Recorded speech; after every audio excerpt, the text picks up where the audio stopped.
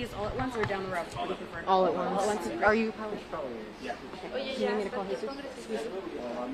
We'll do English. Oh, yeah. Okay. Call Jesus. Hi, Congressman. Hi, everybody. Hi, how are you? Thank you. Take your time, everyone. You're good. Just letting them know we're powering up.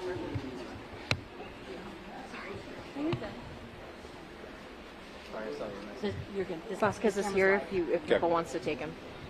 But feel free to look around. It's just an interview, but we're live streaming it. All right, bye. Sorry about that. That's all right. All right. Congressman, we know who you are, but can we get formalities, please? Sure. Gabe Vasquez, the representative for the 2nd District in New Mexico. And I'm sorry, is everyone ready? Yeah, I'm ready. Okay. I'm just trying to scooch a little. Maybe if we want to go do like a semicircle. Okay. Okay. I'm not in your shot, right? No. No. Get it as close as you And I'm out of here. can. If you get me, I'll just tap you. Good? Yes. Okay. And can you give us any updates from this briefing that you were just a part of? Sure. So we're here today with Governor Michelle Lujan Grisham, tribal officials from Mescalero, and other surrounding stakeholders to talk about the progress of the firefighting activities of what is going to be one of the most devastating fires in southern New Mexico's history. I can tell you that we mobilized as many resources both on the federal, local, and state level, and right now everybody's doing their job to contain this fire. One of the most terrible fires, honestly, that we're going to see in the history of Ruidoso. But I can guarantee folks that live in the area that have been evacuated that we have the resources in place, that we have the equipment that we need, and that we have the leadership that's going to hopefully mitigate the impacts of this fire as much as possible over the next couple of weeks. We're hearing reports of another death. Can you confirm that? Is that something? I can't confirm that at this point. And in terms of any updates with undocumented individuals, not undocumented, unaccounted for individuals? At this point, we don't have that on the ground.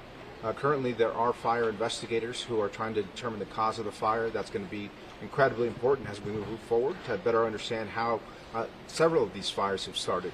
But what's the most important thing right now is that we're setting up the proper fire lines to protect as much of the village of Ruidoso as we can, and to make sure that we are working with our sovereign partners in the village of Mescalero to make sure that they have the resources they need in some of these very rural and remote areas to protect properties and lives, and work together both with the Bureau of Indian Affairs, local elected officials, and the governor's team, who has been great in providing them responses here in New Mexico.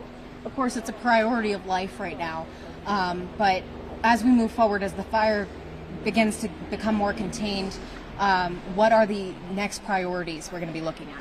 Look, right now the most important thing is preventing the loss of life. There will be loss of property, but making sure that people aren't going back to their homes, that they're following the orders that are being given both locally and at the state level, and even within tribal jurisdiction. That's the most important thing. We need to keep people safe. Now, when we move forward, look, this is an area that's incredibly important for economic development in southern New Mexico. Ruidoso is a resort town. Mescalero is one of our most historic Indian reservations. They both benefit from each other economically. So economic recovery post-fire is going to be something that's going to require all of our help, including the federal government and the state government. And have you heard of any relief efforts in the works right now? So in terms of relief efforts, what we've seen is the mobilization of several hotshot crews, over a dozen that are already here, equipment that has been mobilized from places even as far away as Holloman Air Force Base. We have resources coming in from the National Guard that are assisting with the movement of livestock, of just about everything that we need to mobilize to help people that are especially in shelters have both the food, the protection, the shelter, and the resources that they need while they are displaced. Economically, though, no word yet? Congresswoman, would you like to take that? Hi there, I'm Congresswoman Melanie Stansbury. Myself and Congressman Gabe Vasquez split this district. This fire is literally going right through the middle of our district. We don't know what the economic impacts of this fire will be, but upwards of almost 9,000 people right now have been evacuated out of the core of where the fires touched down in Ruidoso. Ruidoso is the economic center of this area, so we know there will be millions of dollars in damages to the 1,400 1,500 plus structures that have been damaged because of the fire, but also the economy that is going to be shut down at the height of the tourist season. So this is going to have devastating multi-million, possibly billion-dollar impacts for the local economy. Any word on, of course, it's maybe too soon to tell, but any word on going into rebuilding later on? What's that going to look like? So at this point, we are looking at possibly folks being evacuated from the area for quite a while. We won't know until the fire has been fully contained. We see what the weather brings over the coming days and potentially weeks. And once people are able to return and fire assessment can be done on the ground, we'll know what that looks like. But ultimately, it is very likely we will have to pursue federal support, and myself and Congressman Vasquez, as well as the Senate delegation, are poised to do so. A federal disaster declaration has already been filed for the area with the White House under the leadership of Senator Heinrich and the rest of the delegation. And I spoke yesterday to Leader Hakeem Jeffries and Rosa DeLauro, who's our appropriations ranking member, and we anticipate that if there is an emergency appropriations package to help with emergency relief, that we will be asking for funding alongside the funding that's needed for Francis Scott Key Bridge, of course, which had that terrible disaster a few months ago, as well as the fires in Oklahoma and Maui this last year. And although we haven't seen the cause of what this fire actually is, one thing that we have seen is how mismanagement by FEMA and other agencies have impacted late payments, if not missed payments, in similar fires here in New Mexico. That is something that both myself and the Congresswoman are going to hold accountable to the federal government to make sure that this process is as easy as possible for people to apply. That information will be available from both of our offices. And part of our next steps is to make sure that FEMA does their job, that people get back on their feet, and that they get back in their jobs, and that this economy gets back on its feet. And that starts with that federal relief that we're going to continue to fight for our residents here. An official with the International Association of Firefighters, he's the wildfire coordinator for them. He told me that 5 firefighters fighting this fire have already lost their homes to the fire. Any update on them?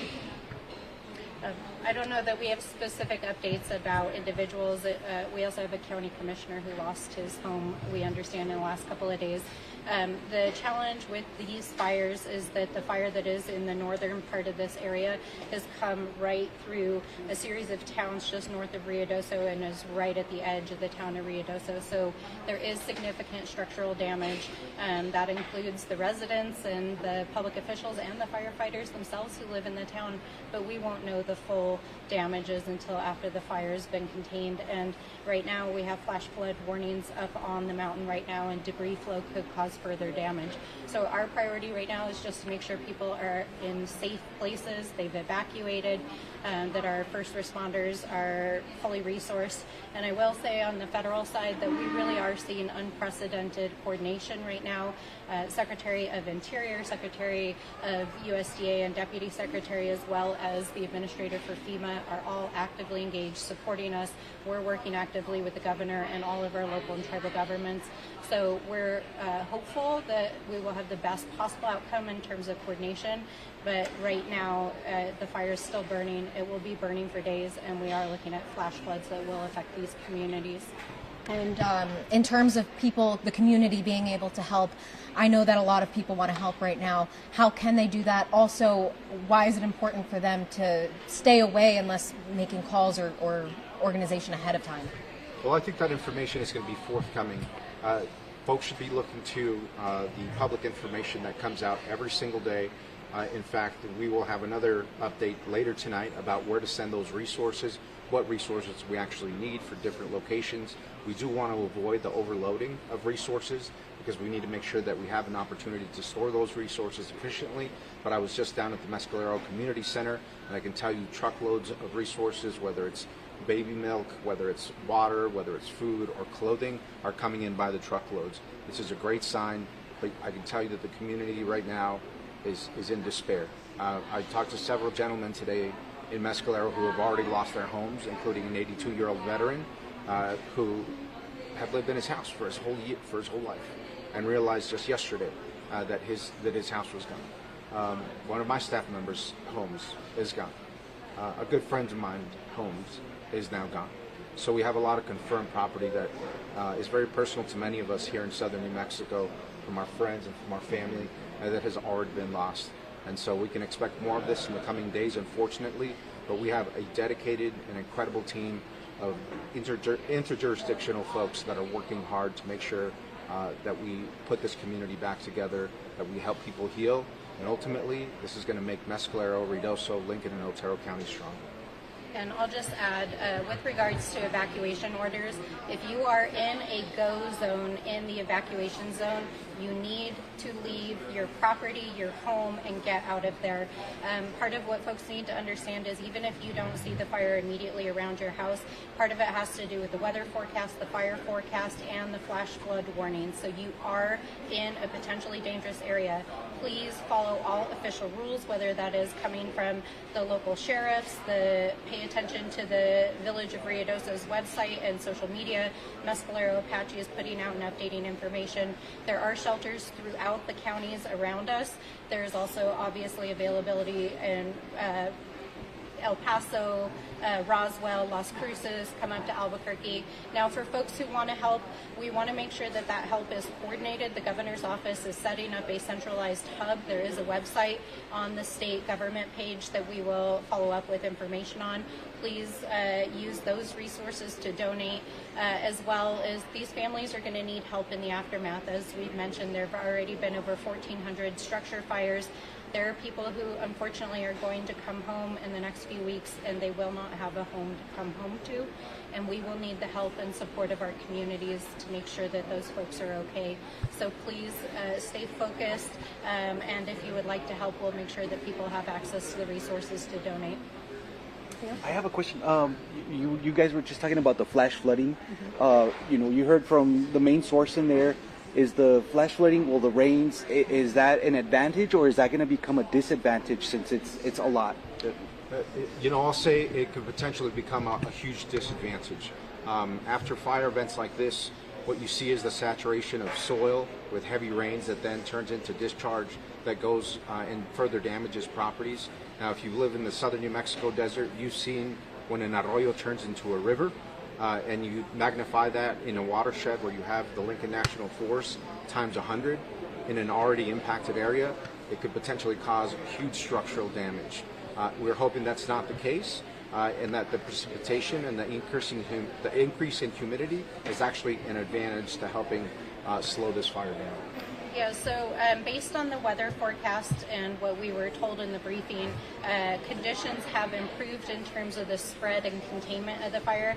We will see an increase in relative humidity in the area over the next week, which is positive in terms of containment for the fire, but it is not expected that the fire will be out in the next week.